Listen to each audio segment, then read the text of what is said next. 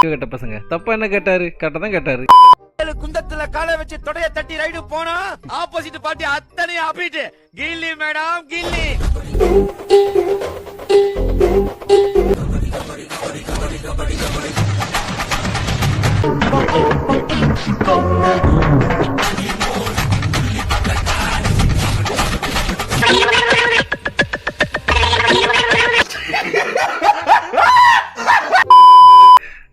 நல்லா இருக்குல்ல இந்த மாதிரி.